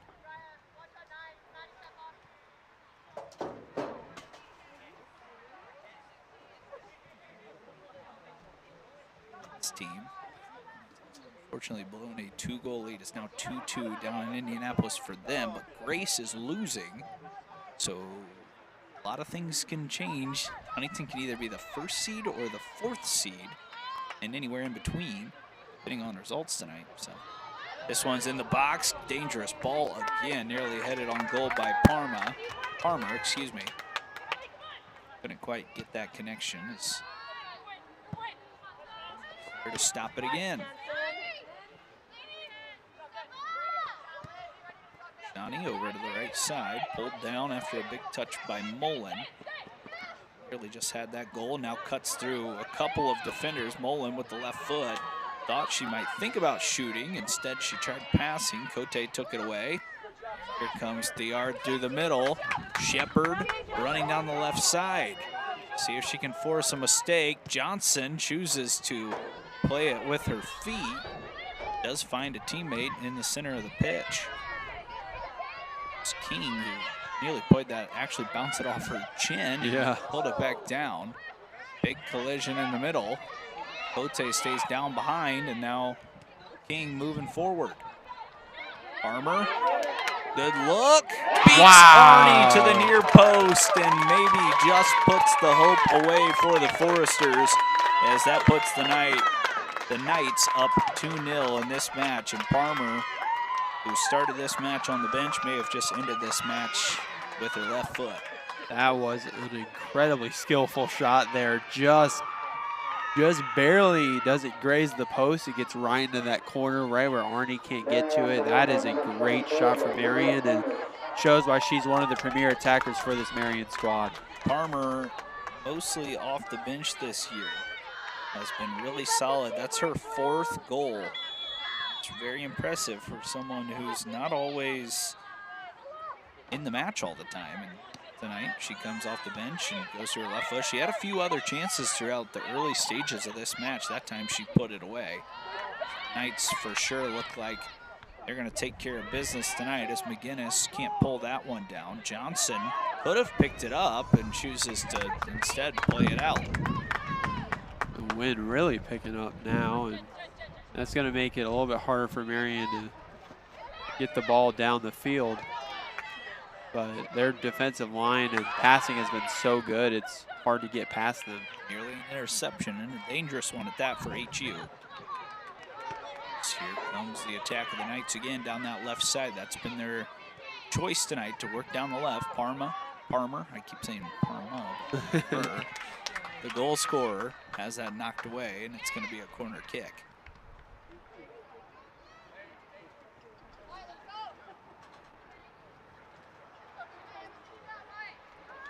Right, the wind is really starting to pick up. It's supposed to cool down a little bit.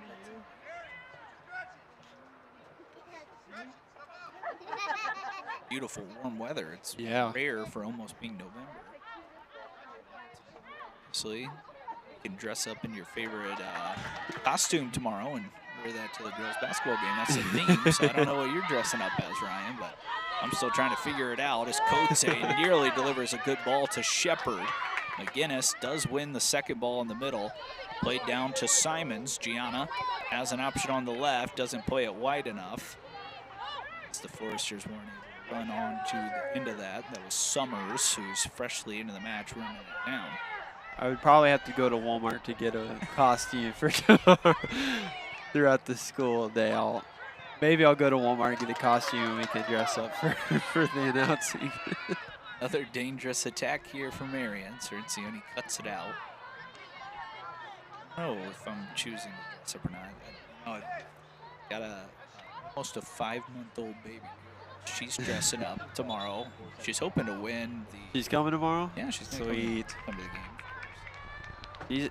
She's going to most games. Yeah, she's a big HU fan. She's got to be. I mean, I'm here for my life, I feel like. She's dressing up. Well, I won't tell you, actually. I'll let you say that. Yeah. But we're hoping that she wins the Halloween costume for the women's basketball game, because you get like a Chick-fil-A card, so she can't eat real food yet, but I can. Yeah, that's free Chick-fil-A for you. Let's see if for her mom. 11:37 left. Sounds like we're not going to be done with soccer quite yet. Stadium, because the men's team has guaranteed themselves a home match in the conference title championship, and Marian might be well on their way to a conference championship with players like that, as Brown sneaks in another goal.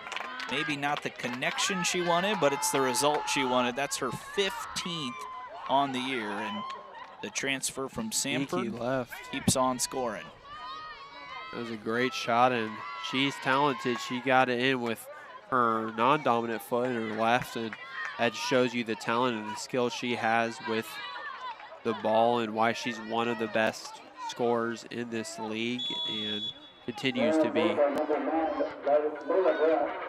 Shows you how interesting soccer is, because she had that perfect shot with the right foot that Arnie saved, and then she hits about a 2-mile-an-hour dribbling left-footed shot that sneaks in. So sometimes that is how sports go. Cote. Possession. It's a throw-in for the Foresters. Just under 11 minutes left.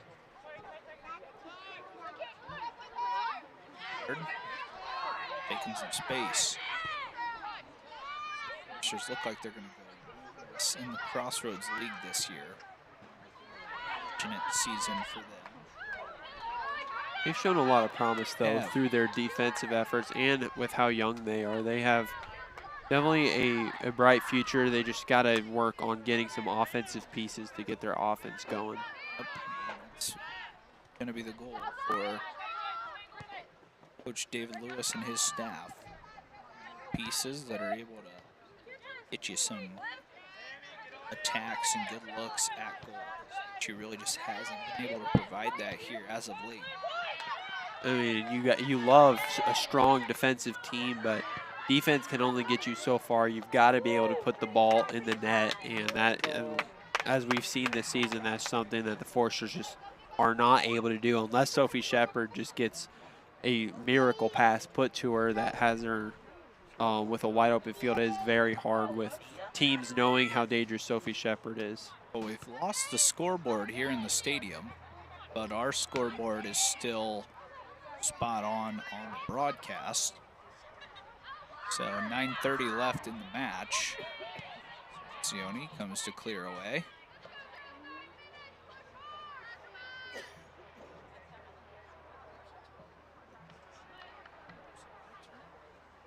Can't just call the game, though. We still have time left.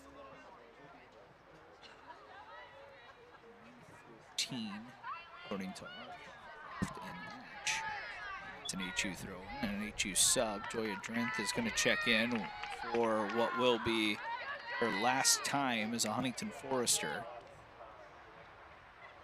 Seniors playing in their last career games.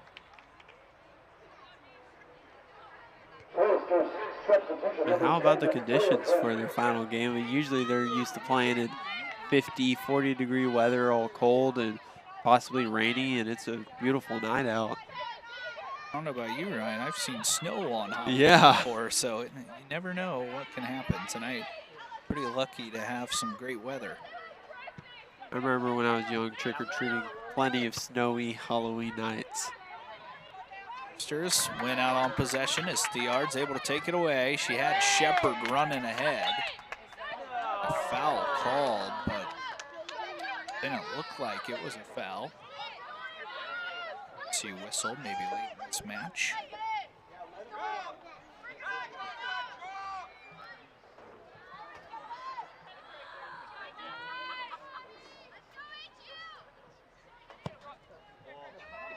Ball played towards the top of the box. Cote pulls it down with her left foot, now taps it over the fender.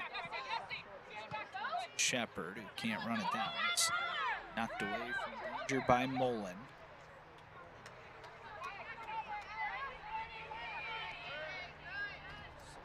It's 30 seconds left.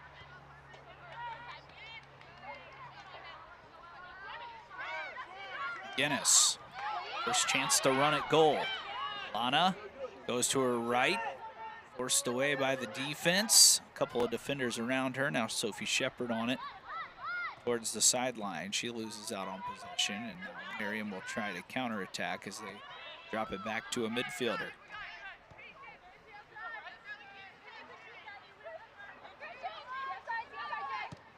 And for some space, a good ball sent down the right. Guile kept it quick with the left foot, and it went out of play. Handful of subs coming in now for the Knights, 4 of them.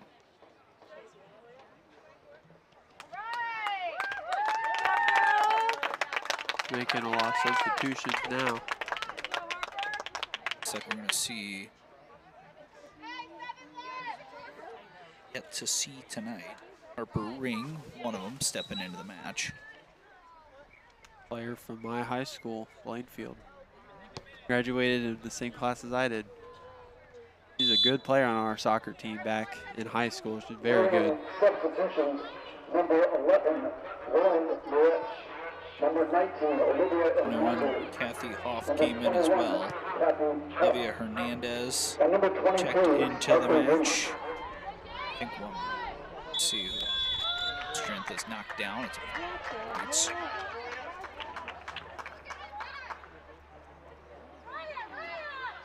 6:08 left in this one.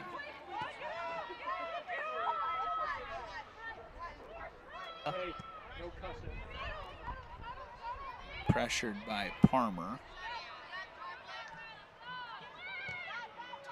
Hartman.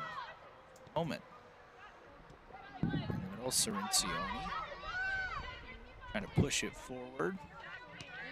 Guinness couldn't get there.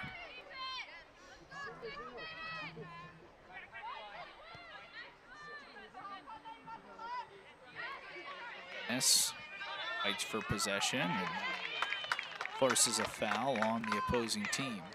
Guinness is someone that's going to bring positives next year for this team as a junior. But they get the scoreboard back. Got to work in 5:25 left. Scoreboard. It's close to that. But McGinnis, I think, came in late to this season. She'll be a big part of what the Foresters can do next year, especially if they're going to become a more impressive attacking team. I think McGinnis is going to have to be a big part of that. Well, she's shown flashes of some really great attacking throughout this season, and like you said, she'll definitely be a bigger part of this team in this following season after obviously a disappointing season for the Foresters, as any team's goal is to make it to the Crossroads League tournament. But to build a little bit more chemistry with players like Shepard and her other attackers, like Ella Thiard, if you can build that chemistry with those players and get some offense going, then the Foresters could really make a serious run. Thiard's another player that can kind of hold down the midfield, use some of that speed. Well, we talked about she doesn't take a ton of shots, but she does add a lot to the attack. She does have the one goal here at home earlier this season. Simons got off to a fast start, has been slowed down since conference play. The speed of Marian Knight trying to run this down. That's Hernandez. She's able to keep it in play. Whoa, that was by her. I don't know about you, but I saw a lot of past the line there. I think they're just kind of letting them play right now because there was at least 70% of the ball out of bounds there. But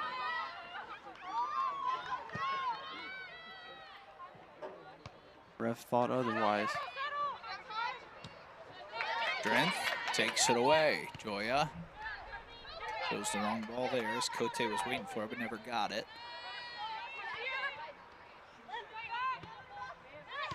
It's not letting down on the pressure here. They want another. Well, this is a high-scoring team, so they want to keep that going. Shepard past a few defenders and then knocked away by the back line. To the feet of Thiard as she lifts one over the head to Hartman, and that runs out of play. 3 minutes left in the match. I'll take this time to say good luck to all the seniors a part of this soccer team. Obviously, we know them as athletes and as students, but as people as well. We wish them the best of luck for whatever they may go on and do in their careers. Some of them may go into grad school as well, so wherever they go, we wish them all. And for the parents that have listened in this year to the women's soccer broadcast, we appreciate you and the fans, the friends. We'll be back next year for more FDN Sports, and you guys always enjoyed our broadcast from wherever you may be watching. I always enjoy getting to know the parents that come and say, hey, we listen to you, and I appreciate students that do this and the hard work that was put in. So we really appreciate you checking in this year, and got about 2 minutes left of the season right now. Knights trying to add on to this lead. Middle, Cirencioni, a lunging dive. stops the attack. Still on the ground. She may have taken a shot to the shin. This one sent towards the box. Arnie not challenged at the moment. Hernandez running it down. It does just stay in. Francione still down on the pitch. That one to go out for corner kick. That's a shocker because Cirencione, she takes a lot of hits throughout games, and she is very strong at just keeping her composure. But clearly she got hit decently hard here for her to still be on the ground.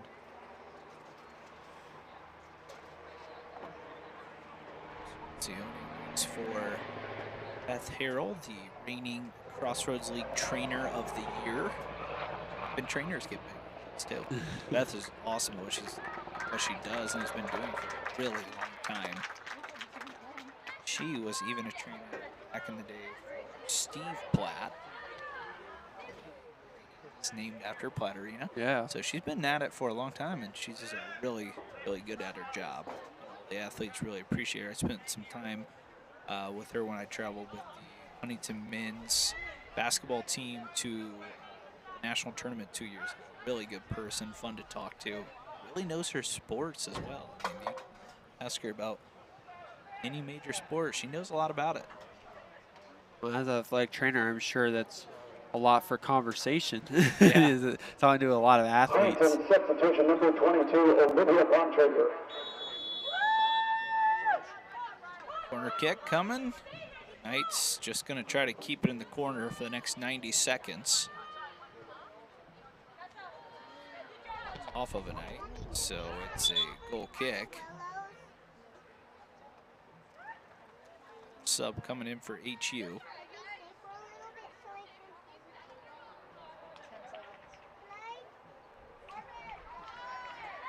Sione will come back in the match, so can't really keep her out of the game too long.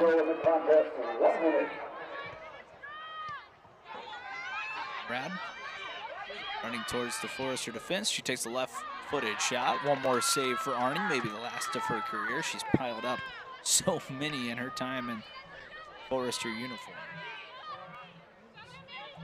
Her from Austin, Texas, came to Huntington and had one of the best careers we've ever seen out of a goalkeeper in school history.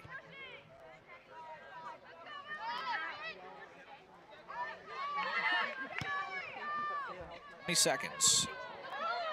Just clear away. Holiday there with the right foot. It's possession, 15 seconds on the clock. 10, 9, 8, One 7, played forward. 5, 4. Hernandez takes one more shot. I guess Arnie can add one more to her record. Yeah. And it's a 3-0 defeat tonight for the Huntington Foresters. They end their season in a little bit of a down way, but hey, a lot of growth. Some seniors who did some really good things for this program and the school. Wish them the best of luck. And for the returners for HU, they'll have some work to do in the off season and try to find some other pieces to fit in and add to this attack. But a fun season here for Huntington women's soccer, and it was always good to talk with the players, the coaching staff, and watch them grow throughout the year. Yeah, absolutely. I mean, this is a growing season, I think, for the Foresters, as with most of their team being like part of this young core. It's really important to build this chemistry for like their senior year, because that's usually when teams like where they have these young cores that they're building up, they want to get them at their best at their senior year. And so it was really great to have so many good seniors on this team able to lead the way, train them, and be good mentors for them. And we saw a lot of growth from players like Sophie Shepard, who took on a lot of offensive responsibility for this team throughout the season, and obviously Alana McGinnis, who has taken on a defensive role as well as an offensive role for this HU team. So for Huntington women's soccer, that is going to put an end to it here on this year. Unfortunately, they did not win a match in the Crossroads League, but hey, there's always next year to get better and build this roster back up after losing some really special players after this year. For the men's soccer team, they should be back in action here later next week. for the rest of FDN Sports broadcast.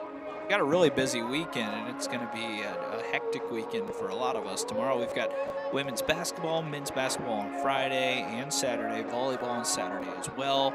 For women's soccer, that's going to put the end to our broadcast this year for them and their season.